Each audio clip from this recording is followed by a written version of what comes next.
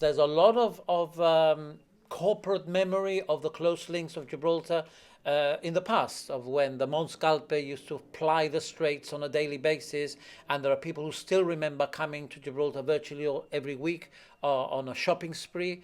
And they're very aware of this, and people telling me, oh, well, my grandfather and my uncle used to work in Gibraltar, and they are very keen to reconnect. Even people who say, I learnt English watching GBC, which they can't do now.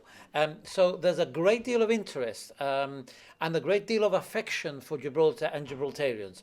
The enthusiasm is there, but realistically, now that we're no longer in the European Union, have we perhaps lost some value from the Moroccan end? I don't think so. They certainly don't see it like that. In many ways, we have added value.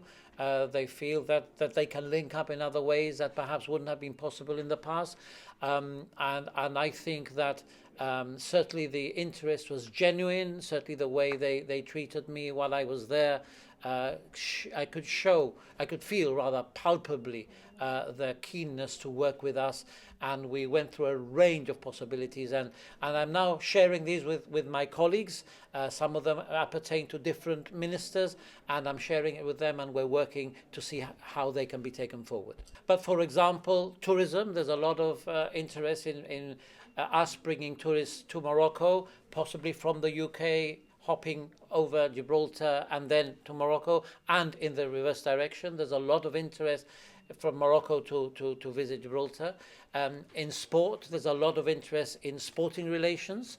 In education, they have a shortage of teachers. We fortunately have many teachers, so they're looking at possible exchanges of teachers who can teach in English for short or longer periods. From the point of view of commerce, there are businesses interested in opportunities in Gibraltar and opening doors for businesses in Morocco. There's talk of possibly enhancing direct links in the future. It has to be commercially viable, and we have to generate the interest before perhaps we can push that button, but there's certainly interest there. And as far as the universities are concerned, the University of Tetuan and the University of Gibraltar are very closely located. They have common interests in research, for example, in health studies, in marine studies, and in climate change, which we both do.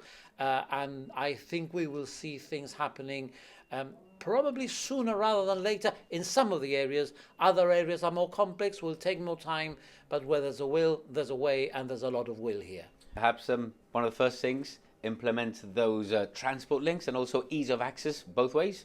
Well, yes, I mean, and clearly there are things happening in the bigger picture that would affect how we link, but there are possibilities of air links, sea links, even helicopter links have been mooted.